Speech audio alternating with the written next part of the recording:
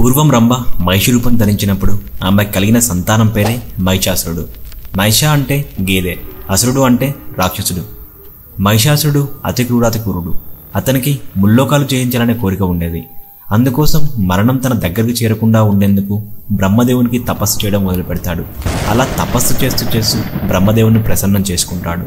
బ్రహ్మదేవుడు ప్రసన్నం చేసుకున్న తరువాత, బ్రహ్మదేవ, నాకు ఎటువంటి మగప్రాణం నుంచి మరణం సంభవించకుండా ఉండేలా వరం ఇవ్వు. ఎలాగో నాకు ఈ శక్తిహీనులైన ఆడవారంటే భయం లేదు అని భీకరంగా నవ్వుతూ అంటాడు. దానికి బ్రహ్మదేవుడు సరే అని తదాస్తు అని పలుకుతాడు. దాంతో అతని అకృత్యాలు మరింత పెరిగి యజ్ఞాలు చేసేవారిని చంపివేస్తాడు. వేదపట్నం యజ్ఞాలు చేసేవారిని హింసించి భయంకరంగా చంపుతాడు.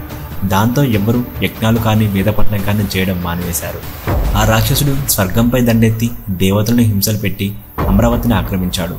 సకల దేవతలు అతనికి మగప్రాణం నుంచి ఎటువంటి భయం లేదు కాబట్టి అందరూ కలిసి లోకాలేలే జగన్మాత పరమేశ్వరి దగ్గరికి వెళ్ళి ఆమెను శరణు వేడారు.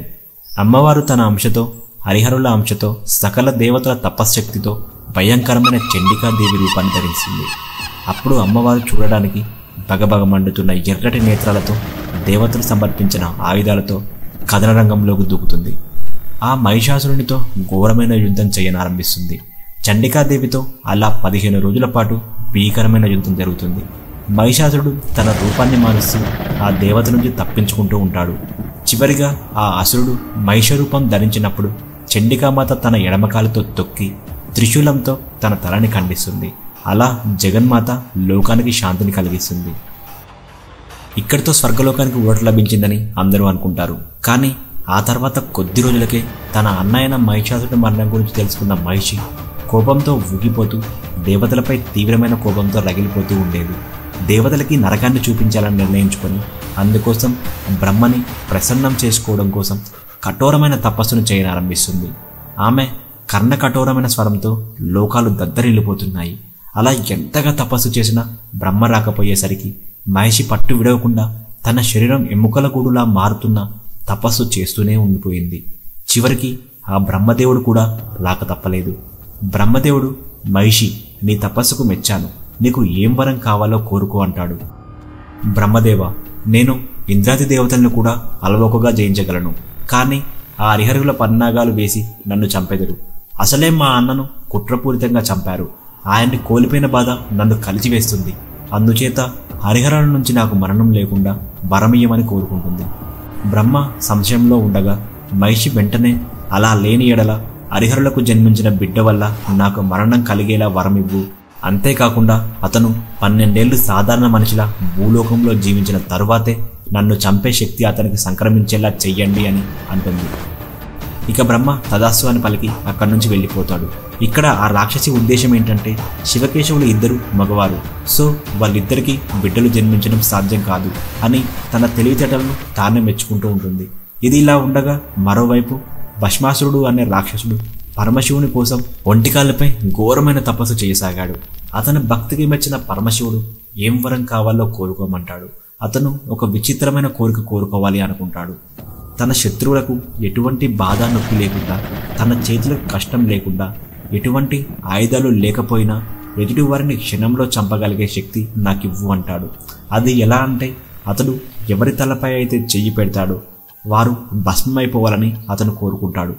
దాంతో శివుడు ఆలోచనలో పడి, ఈ కోరిక వలన ఇతరులకు హాని జరిగే ప్రమాదం ఉంది, మరేదైనా కోరుకో భస్మాసురుడా అని అంటాడు. శివ, నిన్ను మెప్పించిన భక్తునికి ఇదేనా నువ్వు ఇచ్చే విలువ? తగదు ఈశ్వర, ఎట్టి పరిస్థితుల్లో నాకు భస్మం చేసే వరమే కావాలి అని పట్టుబడతాడు. ఇక శివుడు చేసేదేమీ లేక తదాస్తు అని వరమిస్తాడు. దాంతో ఆ భస్మాసురుడికి 1000 ఏనుగుల శక్తి వచ్చినట్లు అనిపిస్తుంది. ఓ పరమేశ్వర, నేను వరం అడుగుతున్నప్పుడు నువ్వు తడబడ్డావు. నువ్వు వరం ఇచ్చావో లేదో నాకెలా తెలుస్తుంది? అందుకే ఈ వరాన్ని నీ తలపై చెయ్యి పెట్టి పరీక్షించుకుంటా అని భస్మాసురుడు పరమేశ్వరుడితో అంటాడు. దాంతో పరమేశ్వరుడు ఏమి చేయాలో అర్థం కాక పరుగులు అందుకుంటాడు. ఇదంతా దివ్యనేత్రంతో చూస్తున్న ఆ శ్రీహరి వెంటపడుతున్న భస్మాసురుడిని చూసి నవ్వుతూ శివునికి వచ్చిన ఆపద నుంచి తప్పించడానికి వయ్యారాల అందగత్త మోహిని రూపంలో అక్కడికి వస్తాడు. ఆమె అందాన్ని చూసి ఒక్కసారిగా ఆ భస్మాసురుడు మతి భ్రమిస్తుంది. ఆహా, రాక్షస సుందరాంగుడా, ఏమీ ఈ పిచ్చిగడ్డము, చూడడానికి ఇంతగా నిగలాడుతున్నావు, కాస్త ఆగము, ఎందుకు ఈ పిచ్చి పరుగులు అని మైకప్పు కళ్ళతో మునిపంటితో పెదాలను కొరుకుతుంది. దాంతో భస్మాసురుని గుండెలు జారినట్టు అనిపిస్తాయి. ఆ మోహిని మాయలో పడి ఆమె నాట్యం చేస్తుంటే అతను కూడా నాట్యం చేస్తాడు. ఆమెను తన కౌగిలిలో బంధించడానికి చూపులు కలుపుతూ దగ్గరకు చేరుతాడు. కానీ మోహిని తప్పించుకుంటూ కాస్త దూరంగా వెళ్ళి దగ్గరకు రమ్మని సైగ చేస్తూ ఒక భంగిమ ఆచరిస్తూ చివరికి తన చేతిని తన తలపై పెట్టుకుంటుంది. అతను కూడా అదే మాయలో తన చేతిని తలపైన పెట్టుకుంటాడు. అంతే, ఇక భస్మాసురుడు భస్మమైపోతాడు. శివుడు కూడా ఆ మోహిని మాయలో పడి ఆమె ఒంటి నుండి వస్తున్న ఆ పరిమళాలకి తనని తానే మైమర్చిపోయి ఎవరు నువ్వు అని మహాశివుడు అనగానే నేను ఎవరిని కాదు, మీరు నన్ను ఎలా చూస్తే అలా కనిపిస్తూ ఉంటాను అని అంటుంది. ఆ క్షణంలో పరమేశ్వరుడు కూడా అలా చూస్తూ ఉండిపోయాడు. కానీ దాని వెనుకున్న పరమార్థం ఏంటో ముందు ముందు మీకే తెలుస్తుంది. హరిహరులిద్దరూ రసవత్తరంగా నాట్యమాడగా వారి కలియికతో ఒక శ్వేత బిందువు ఉద్భవిస్తుంది. అందులో నుంచి హరిహరుల శక్తితో ప్రకాశవంతమైన వెలుగులో అయ్యప్ప స్వామి వారు ఉద్భవిస్తారు. బాలుడైన అయ్యప్ప స్వామి వారిని హరిహరులు పంబానది తీరం దగ్గర వదిలి వెళ్ళిపోతారు. ముగ్ధ మనోహరమైన ముఖవచ్చార్యాలతో ఒక దట్టమైన అడవిలో పడుకొని దుల్లాడుతూ నవ్వుతూ ఉంటాడు. ఆ బాలుని మెడలో ఒక స్వర్ణగంట కట్టబడి ఉంటుంది. అది మెల్లగా మోగుతూ దేదివ్యమానంగా వెలిగిపోతూ కనిపిస్తాడు అయ్యప్ప. ఆ ప్రకాశానికి వేటకు వెళ్తున్న పందల రాజ్యపురాజు రాజేశ్వరుని చూపు ఆ బాలుడిపై పడుతుంది. కూరముగాలు తిరిగే ఈ కారడవిలో ఇక్కడ ఈ బాలుడిని ఎవరు వదిలిపెట్టారు అని అటూ ఇటూ చూస్తూ ఉంటాడు. కానీ ఆయనకు ఎవ్వరూ కనిపించరు. మహాశివుడు ఒక ముని రూపంలో వచ్చి ఈ బిడ్డ నీకు దేవుడు ఇచ్చిన బిడ్డలా చూసుకో, నీకు బిడ్డలు లేరు కదా అనగానే అవును స్వామి, ఆ పరమేశ్వరుడే నాకు ఈ బిడ్డని ప్రసాదించాడేమో అని సంతోషంతో ఆ ముద్దుగులిపై బాలుని వైపు చూడగానే ఆ బిడ్డ నవ్వుతూ కనిపిస్తాడు. తన చేతులపై ఎత్తుకొని రాజు సంతోషంగా ఆ పిల్లాడిని రాణి దగ్గరకు తీసుకెళ్తాడు. ఆమె కూడా చాలా సంబరపడుతూ ఆ బిడ్డని అపురూపంగా పెంచుకుంటూ వస్తుంది.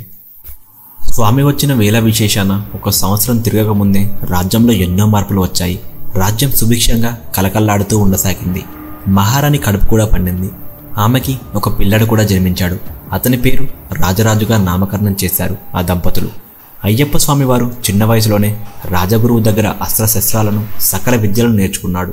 ఎంత దూరం నుంచి చెట్టుకు వేలాడుతున్న మామిడి పళ్ళ గుత్తినైనా అంచనా వేసి గురి తప్పకుండా ఆ గుత్తిని మాత్రమే కొట్టేవాడు. ఇది చూసిన గురువు కూడా ఆశ్చర్యం వేసేది. అతను సామాన్యమైన వ్యక్తి కాదని, దైవ లక్షణాలు ఆ బాలుల్లో కనిపిస్తున్నాయి.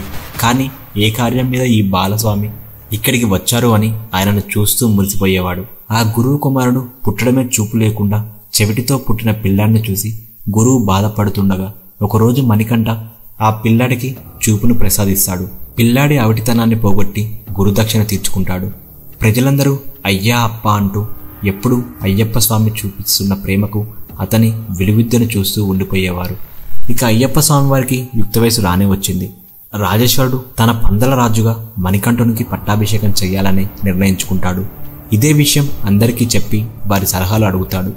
సభాముఖంగా అందరూ సంతోషిస్తారు, ఒక మంత్రి తప్ప. ఎందుకంటే అయ్యప్ప స్వామి మంత్రి ఆటలని సాగించేవాడు కాదు. ఆయన ఆవలిస్తే పేగులు లెక్క పెట్టే రకం. అతను చేసిన తప్పులను ఎత్తి చూపేవాడు. అందుకే ఎట్టి పరిస్థితుల్లోనూ మణికంఠునికి పట్టాభిషేకం జరగకూడదని భావించి మహారాణి దగ్గరకు వెళ్ళి తన పావుల్ని కలపడం మొదలు పెడతాడు. తల్లి, ఏంటి మీరందరూ చేస్తున్న ద్రోహం? సంత కుమారుడు ఉండగా దత్తపుత్రుడికి పట్టాభిషేకమా? ఇలా చేయడం చాలా తప్పు. నీ పిల్లాడు పెద్దయ్యాక పదవి కోరుకోడా? కన్న తల్లిగా అతన్ని మీరు మోసం చేస్తున్నట్లే కదా. అతను ఒక బానిసగా మణికంఠుని దగ్గర ఉండిపోవాల్సిందేనా? మీరే ఆలోచించండి అని చెప్పి విషం చల్లుతాడు. మహారాణి మొదట ఆ మంత్రి మాటలను పట్టించుకోలేదు. కానీ తల్లి ప్రేమ గుర్తొచ్చి కంగారు పడి మణికంఠుడు రాజు అవ్వకూడదని నిర్ణయించుకుంటుంది. మంత్రి రాణి కలిసి ఇద్దరు మణికంఠుడిని ఎన్నో విధాలుగా మట్టు పెట్టడానికి ప్రయత్నిస్తారు. పట్టాభిషేకాన్ని ఎలాగైనా ఆపాలని రాణి తనకు విపరీతమైన తలనొప్పి వచ్చినట్లు ఎన్నో రోజులుగా మంచంపైనే పడి నాటకం ఆడుతూ ఉంటుంది. మంత్రి పురమాయించిన వైద్యులందరూ రాణిగారికి ఆ తలనొప్పి తగ్గాలంటే పులిపాలు తీసుకురావాలని చెప్తారు. పులిపాలు తేవాలంటే అది అప్పుడే పిల్లలకు జన్మనిచ్చి ఉండాలి. అలాంటి దాని జోలికి వెళ్తే ఖచ్చితంగా ప్రాణాలను హరిస్తుంది. రాజ్యంలో ఎంతోమంది వీరులు పులిపాలు తేవడానికి వెళ్ళి ఒంటి చేతులతో తిరిగి వచ్చారు. ఇక చివరికి తండ్రి పులిపాలు తేవడానికి నన్ను పంపించండి అని అయ్యప్ప రాజైన రాజేశ్వరుణ్ణి అడుగుతాడు. రాజేశ్వరుడు అస్సలు ఒప్పుకోడు. కానీ అయ్యప్ప ఎలాగోలా ఒప్పించి అడవికి వెళ్ళడానికి సిద్ధమవుతాడు. అతడు ప్రయాణానికి కావలసిన ఏర్పాట్లన్నీ దగ్గరుండి రాజేష్ చేస్తాడు. 2 ఆరుల గల మాసిపోకుండా ఉండే నీలం రంగు సంచిలో ఒక 3 కన్నుల టెంకాయ, భగవంతుని కొరకు నివేదన వస్తువులు, 2వ ఆరలో యాత్రకు ఉపయోగించే సామాగ్రి, తినుబండారాలు, దినుసులు కట్టి ఆ సంచిని మణికంఠునికి ప్రేమతో అప్పగిస్తాడు. రాజు ఆ మూటని ఇరుముడి అంటాడు. ఇక ఇరుముడిని శిరస్సు మీద ధరించి క్రూరమృగాలు తిరిగి అడవిలోకి ఒంటరిగా మణికంఠుడు ప్రయాణిస్తూ ఉంటాడు.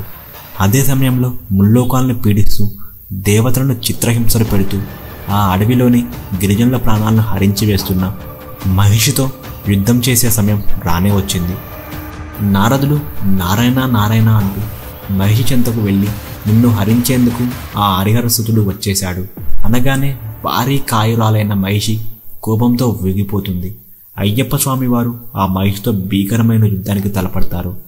మహిషి అడుగులకు పెద్ద పెద్ద వృక్షాలే నేల కొరుకుతాయి. ఆ యుద్ధాన్ని చూడడానికి దేవతలందరూ భూమికి దిగివచ్చారు. గేదమోహంతో ఆవేశంతో రగిలిపోతూ ఒక్కసారిగా స్వామి మీదకు దూకుతుంది. అయ్యప్ప స్వామివారు ఆ మహిషిని పట్టుకొని నేలకేసి బలంగా బాదుతారు. ఆ తరువాత ఆ మహిషిపై తాండవమాడాడు. దాంతో ఉక్కిరిబిక్కిరి అయిపోయింది. ఊపిరాడక ఆ మహిషి మరణిస్తుంది. మరణించిన ఆ మహిషి ఘోరమైన శరీరం నుంచి లీలావతి అనే అందగత్తె బయటికి వస్తుంది. ఆమె పూర్వజన్మలో ఓ మహాముని కుమార్తె. అందచందాలు కలిగిన సుందరి.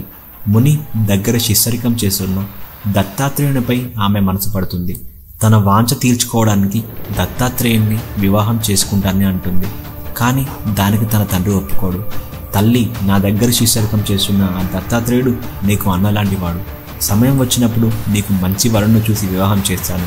కాబట్టి నీ వ్యర్థమైన ఆలోచనలు మానుకో అంటాడు. అతను నాకెందుకు అన్న అవుతాడు అని ఆ ముని ఎంత చెప్పినా వినకపోవడంతో ఇక ముని కోపంతో వచ్చే జన్మలో నువ్వు మహిషివై పుట్టుగాక అని శపిస్తాడు. అలా ఆ తరువాత జన్మలో లీలావతి మహిషిలా పుడుతుంది. ఇక అయ్యప్ప స్వామి వారి చేతిలో మరణించాక ఆమెకు శాప విమోచనం కలుగుతుంది. మన్మధుడు వంటి ఆ స్వామిని చూడగానే లీలావతి సిగ్గుపడుతూ సన్నగా నవ్వుతూ తనను పెళ్లి చేసుకోమని వేడుకుంటుంది. లీలావతి, ఇంకనూ నువ్వు మొహబు వాసనలు విడవలేదు. ఈ జన్మలో నేను బ్రహ్మచారిని కాబట్టి నిన్ను ఎవరిని వివాహం చేసుకోను. మరేదైనా కోరిక ఉంటే అడుగుము అని స్వామి లీలావతితో అంటాడు. దానికి లీలావతి కంటనీరు కార్చుకుంటూ, స్వామి నన్ను క్షమించండి, మీకు ఎల్లప్పుడూ పూజ చేసుకుంటూ ఉండేలా నన్ను ఆశీర్వదించండి స్వామి అని కోరుకుంటుంది. ఇక మీదట నువ్వు మాలికా పురోత్తమగా నా భక్తుల చేత పూజలు అందుకుంటావు, వారిని కటాక్షించు అని స్వామివారు సెలవిస్తారు. దాంతో నేటికి ఆ మహిషి రూపధారి అయిన లీలావతి మాలికా పురోత్తమగా శబరిలో పూజలు అందుకుంటూ ఉంటుంది. ఇదంతా గమనిస్తున్న పరమేశ్వరుడు మణికంఠుని దగ్గరికి వచ్చి, నాయనా, ఇక నువ్వు ఈ భూమి మీదకు వచ్చిన కార్యం ముగిసింది అనగానే, లేదు స్వామి, నేను చెయ్యాల్సిన కార్యం ఇంకా మిగిలి ఉంది. పులిపాలు తెస్తానని నాకు పెంచిన తల్లికి మాట ఇచ్చాను. అది పూర్తి చేసుకున్న తరువాతే నేను ఈ అవతారాన్ని చాలిస్తాను అంటాడు. అప్పుడే ఇంద్రాది దేవతలు, నీ వలన లోకానికి శాంతి కలిగింది కాబట్టి మేమందరం నీకోసం పులులుగా మారుతాము, మీరు కాదనకుండా మాపైన ఎక్కండి అని ఇంద్రాది దేవతలు అడగగానే స్వామివారు చిరునవ్వుతో సరే అని ఒక పులి మీద ఎక్కి రాజ్యానికి వెళ్తూ ఉంటారు. పులుల గుంపు మధ్య మణికంఠుని చూసిన ప్రజలు మోర్చిల్లి పడతారు. మరికొందరు భయంతో పరుగులు పెడతారు. ఇక మణికంఠుడు కోట దగ్గరికి చేరుకుంటాడు. కపటబుద్ధితో కుట్రలకు పాల్పడిన రాణి మంత్రులకు కాసేపు ఇంద్రియాలు పనిచేయవు. వెంటనే వారు స్వామివారితో, స్వామి, ఈ పులులను పంపించేయండి, మాకు భయంగా ఉంది, మా తప్పులను క్షమించండి స్వామి అని అంటాడు. స్వామివారు సాధారణ వ్యక్తి కాదని మేము గుర్తించలేకపోయాం, మా తప్పులు మన్నించండి, మీరు ఈ రాజ్యానికి రాజుగా పట్టాభిషేకుడు అవ్వండి అని పరిపరి విధాలుగా వేడుకుంటారు. కానీ మణికంఠుడు వారిని ఒక్క చిరునవ్వుతో క్షమించేస్తాడు.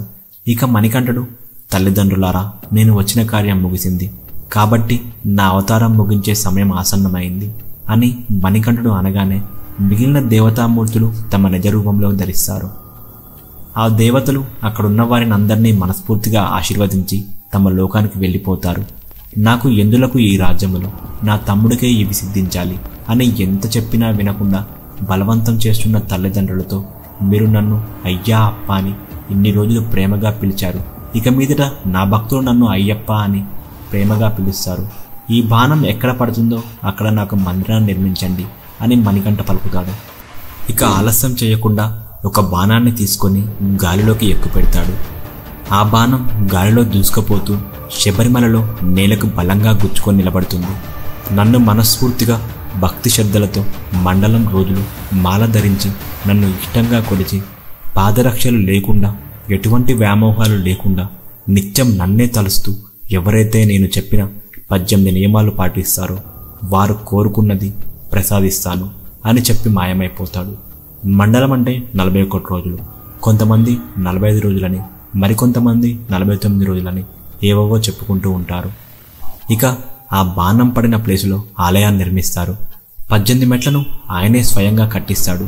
విగ్రహాన్ని ప్రతిష్ఠించడంలో కాస్త అనుమానాలు తేలెత్తడంతో ఆలోచనలో పడతాడు రాజు. అప్పుడు స్వయంగా ఆ అయ్యప్ప స్వామి వారే పరశురాముణ్ణి పంపించి ఆ విగ్రహాన్ని ప్రతిష్ఠింపజేస్తాడు. అప్పటి నుంచి స్వామివారు శబరిమలలో శిలారూపంలో ఉంటూ మాలలు ధరించి వస్తున్న భక్తులని కటాక్షిస్తూ ఉన్నారు. 18 కొండలెక్కి అష్ట కష్టాలు పడి ఆఖరికి 18 మెట్లెక్కి స్వామిని దర్శించుకుంటారు. ఇదే హరిహరసుతుడు పందలరాజు మణికంఠుని చరిత్ర. ఇలాంటి ఇంట్రెస్టింగ్ వీడియోస్ మన ఛానల్లో చాలా ఉన్నాయి. So don't forget to subscribe. ఈ వీడియోని లైక్ చేసి శరణమయ్యప్ప అని కామెంట్ సెక్షన్లో కామెంట్ చేయండి.